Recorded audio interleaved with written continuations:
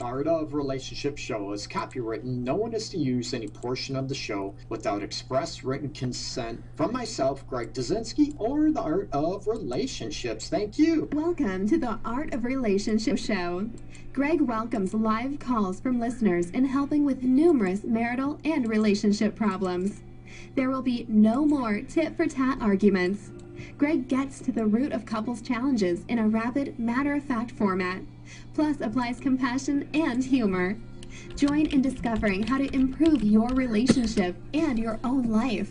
Listen, laugh, and climax. Greg is a licensed professional counselor in the state of Michigan. To others, he's simply known as Detroit's love guru. Hey, welcome everybody to the Art of Relationship show. It is Friday, and going to do a little bit of version I used to do. It's probably been a while. Freaky Fridays, right? And of course, Freaky Fridays, we need to talk about sex. And your definition, of course, of being freaky is up to you, right? I don't decide it. Nobody else decides it.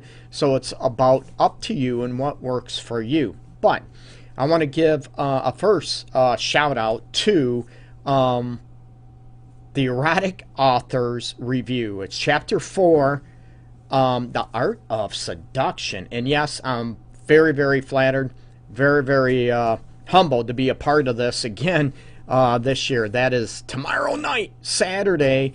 When is it? The 23rd. Yeah, I had to think what date it is. March 23rd, tomorrow night, 7 p.m. to midnight.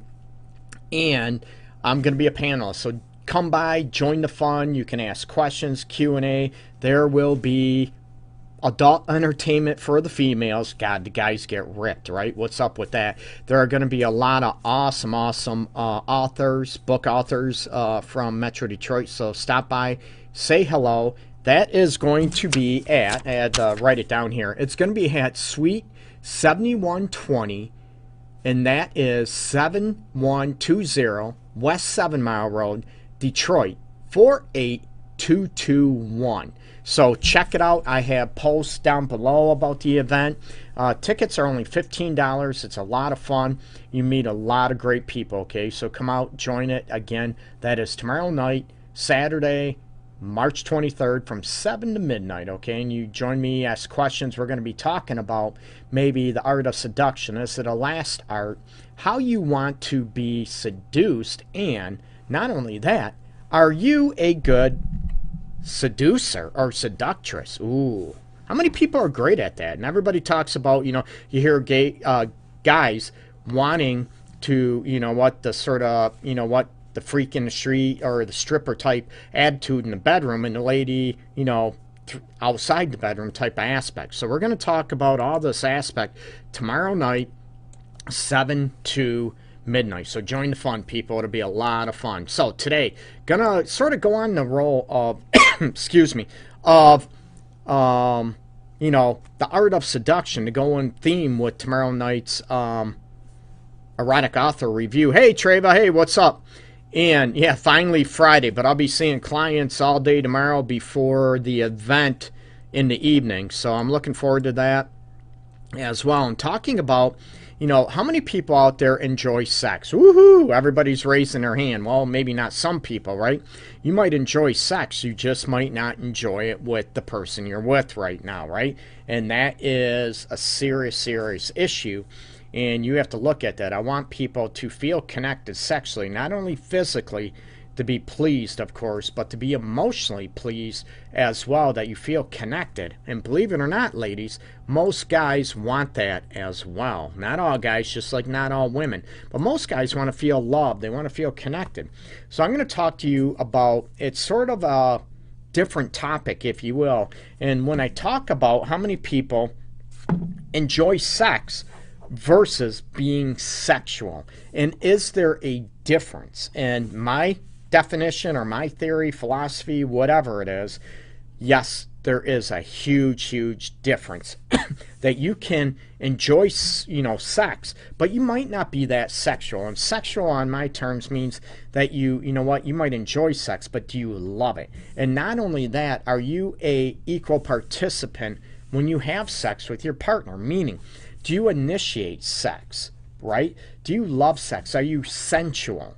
You get it? Are you initiating foreplay? Are you expressing your sexual needs and desires and telling your partner what you want him or her to do to you and what you want to do to him? So there's a huge difference between, enjoying sex and being a participant, or maybe, let's just face it, a passive participant, versus that you are sexual and you own your sexuality. How many people out there own their sexuality, woohoo, and know what you want in a partner, and with the definition, we're going to talk about this, and everybody's different about what being seduced means, and are you a good seducer? Can you seduce your partner? And do you love it if they seduce you? Maybe some people are apprehensive because of they're worried about their skill sets. They're worried about their past, maybe not having as much experience. Like somebody, I tell people all the time, you can be married for 20 years and get divorced and only be with one sexual partner before your new partner, and say your new partner can be with numerous people, okay? Numerous women, numerous men. That doesn't mean that they're good at sex. You get me? There's a big difference. Because you're only with one partner doesn't make you less skilled than somebody else, say, has been with 100 partners. You get me? So you look at, what that means to you, and do you own that? And can you own, that I enjoy sex, I love sex, and I want to own it with my partner, and I want us to both enjoy sex? Absolutely, right? Woohoo! Yeah. But are you sexual with each other?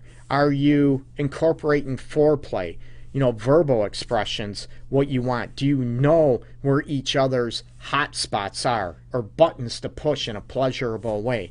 Do you know exactly what it takes to curl the toes of your partner, right? To make them sort of shiver in delight, to make them, crave you more. When, the difference between oh and oh, the different moans, and are you able to look at those aspects, the difference between a painful moan versus a pleasurable moan? And are you able to read each other and own that? And forget what I'm saying. Well, don't forget what I'm saying, but I want to know what being sexual means to you. Are you able to strut around the house naked? Are you able to own it? Do you put on that lingerie? Does your man exude confidence in the bedroom? Okay, can he own that? Or is he a little bit timid, a little bit shy? And I hear this from women on numerous occasions. They want their man to take control in the bedroom. Wow, absolutely, I get that. But there are also a lot of men out there, I'm one of them, that once in a while, we want our ladies to take control in the bedroom. Absolutely. To own their sexuality. To, tell me what you want. Tell, most men, they want to be teach me, right? They want to be able to, be told what to do, what you like. Most men want to please, okay? If you want to blame it on the male ego or whatever it is, we care. We definitely care if you're pleased, and we want to please you as much as possible. But if you're sort of enjoying sex and not being sexual and teaching us and expressing what you need and what you want, it's going to be sort of mundane sexually. You're not going to be fully connected emotionally. And you've heard me say this on numerous episodes that if you are not able to talk about sex and express your sexual, wishes, desires, maybe fantasies, absolutely, that you are not going to be fully connected on the depths that you want. A lot of people, oh yeah, Greg, we're so connected, we're like best friends, whatever, and I bring about, are you able to talk about sex, what you like, what you don't like? Well, we're a little awkward. Then you're not as connected as you think you are. You get me? To be fully connected, that means you have to be fully connected sexual. That doesn't mean every sexual episode is going to be off the wall, off the hook type of thing, fireworks all that time. That's impossible 24/7, okay? You can have, a connected sex experience where the physical pleasure might be, it was nice, versus, oh my God, you get me where I'm going with that. So it's going to be impossible where it's, going to be off the hook fireworks 24/7. But are you able to understand each other and not freak out by it and think that, oh my God, my partner's going to feel like, what, I'm not good enough, or what, I'm not good enough. Maybe yourself is going to feel that way. Instead of look at, yeah, it just happens once in a while and we're both comfortable with it, no big deal. And we know we're going to get back on track. You're going to have awesome sexual episodes, and you're going to have maybe mundane, okay sexual episodes, okay? That's part of life. It's part of a relationship.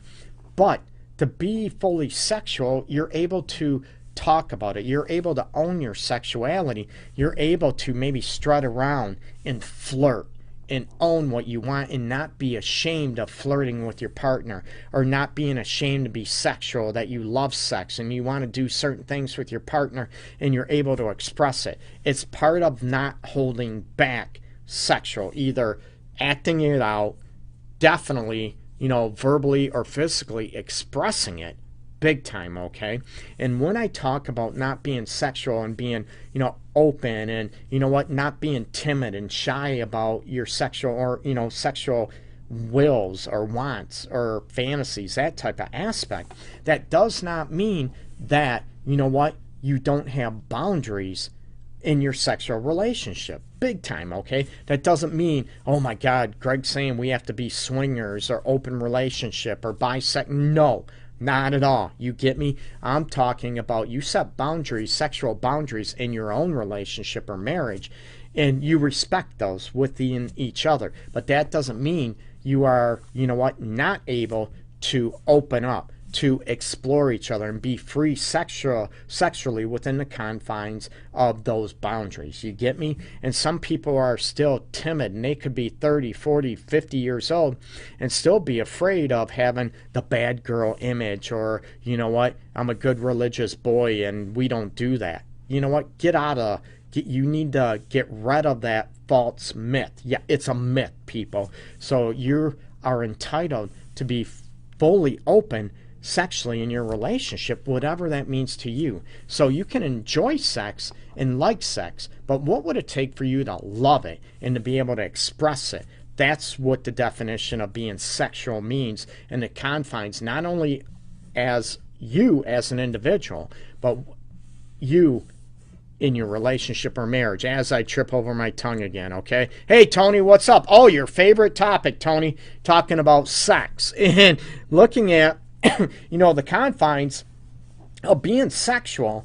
It's different than enjoying sex. I want to incorporate and have you combine both of them to be fully satisfied sexually, physically, and emotionally in your relationship. And what would it take for you to be able to go after, I enjoy sex, but what would it take for you to love it with your partner and to be fully open and to be sexual, as I described throughout this episode, that you are able to express your wishes, your desires, your sexual cravings, that you want to try something.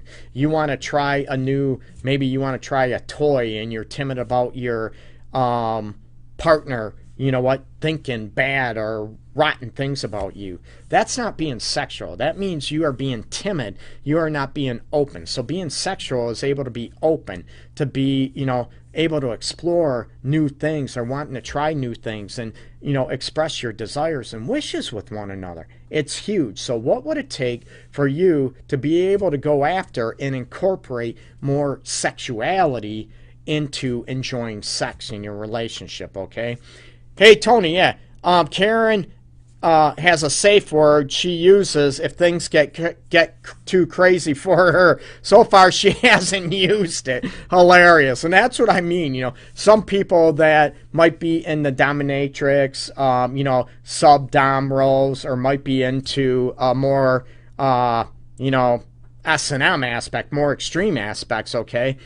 You have to have boundaries. But what, again, I want you to incorporate, I want you to enhance your sexuality along with you enjoying sex. And like I said, a lot of people might enjoy sex, but they don't take an active role in their sex life. They don't take a more, active, more assertive, there we go, more assertive role in being, sexual. There's a big difference between enjoying sex and being sexual with your partner. So incorporate that. Share this video and write down, what you could do to be more sexual.